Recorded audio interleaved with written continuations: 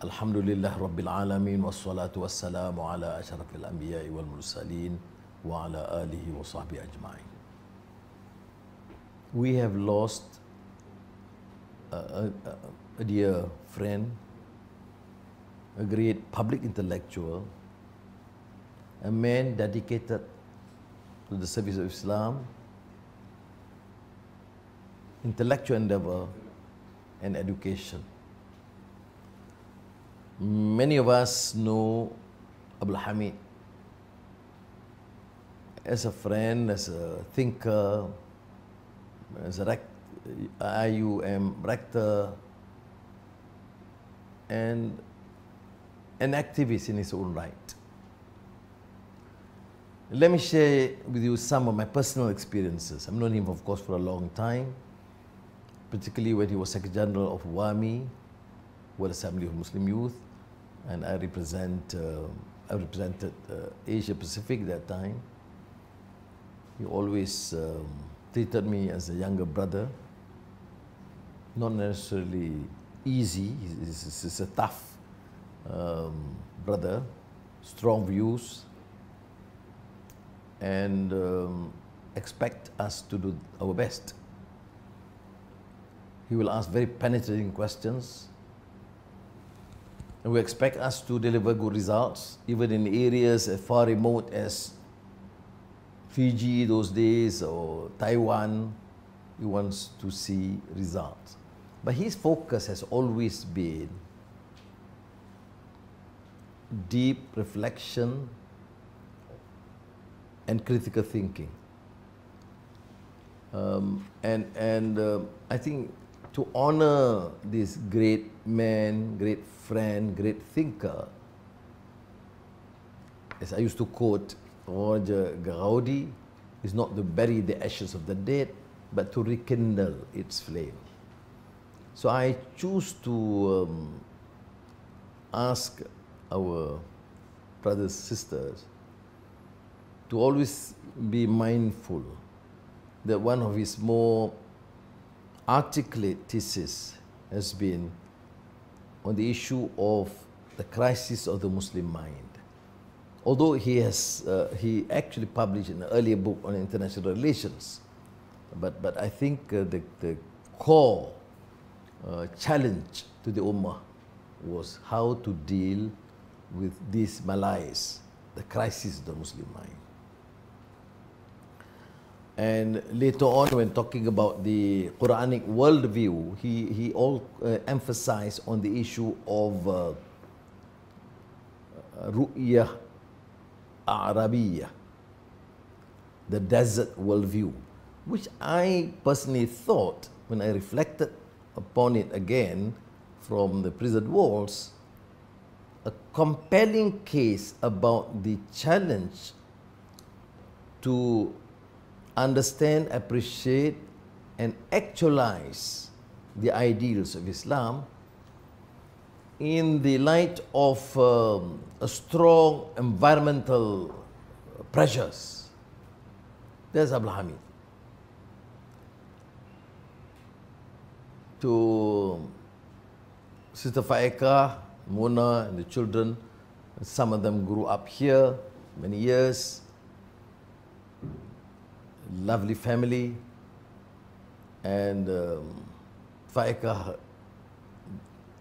tends to joke with me, and I normally choose to go to their house because my house becomes like a public domain, even when I was Deputy Prime Minister.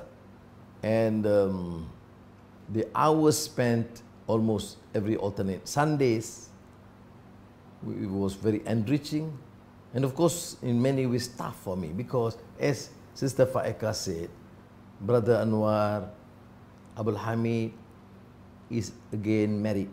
I said, what? Yes, he's more attached to the IIUM than to me and the family.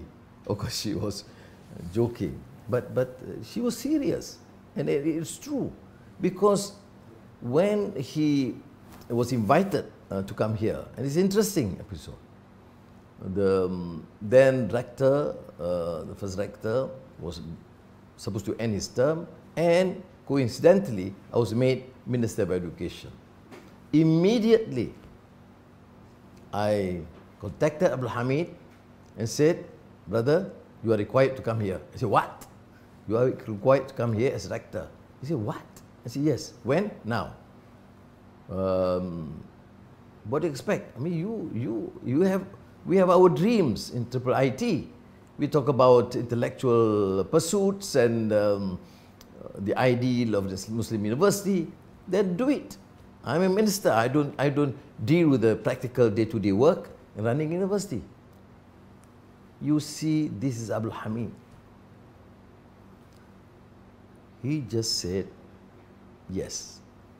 No discussion about terms, about salary, about allowances, about anything else. What he wanted from me was an assurance that he would be given a free hand, working with me to craft that agenda and introduce new disciplines, and of course, at the later stage, build this new, impressive complex, which was made far more easier when I became Minister of Finance. But the battle, the personal battle I had to go with him is certainly sometimes ferocious, because he would say, brother, this is the university. And we have to do our best to create the best university, both in terms of infrastructure and its substance and content.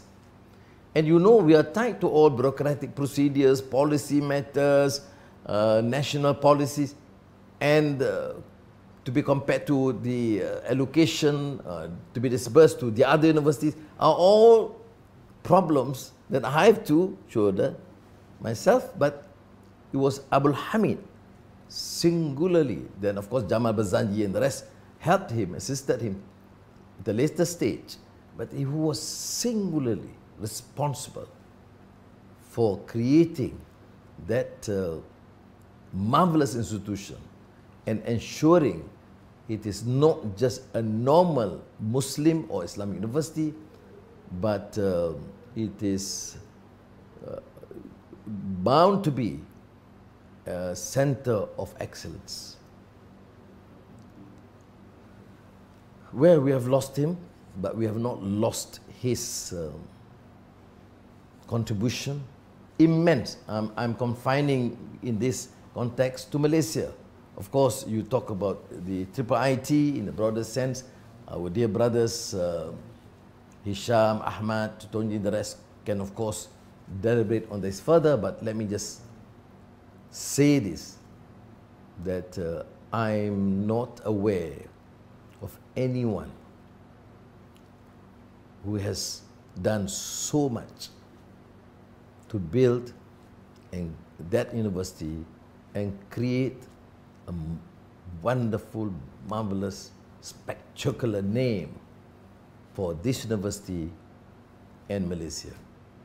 Other than some select countries, and I'm not aware of any other country where so many Muslims and friends, Malaysians, who remember him very fondly as a great friend and thinker. May Allah bless his soul. And on behalf of Azizah and the family and the friends, we pray that Faikah, Muna and the family have their patience and cherish the idea that we all miss him dearly. Wassalamu alaikum warahmatullahi wabarakatuh.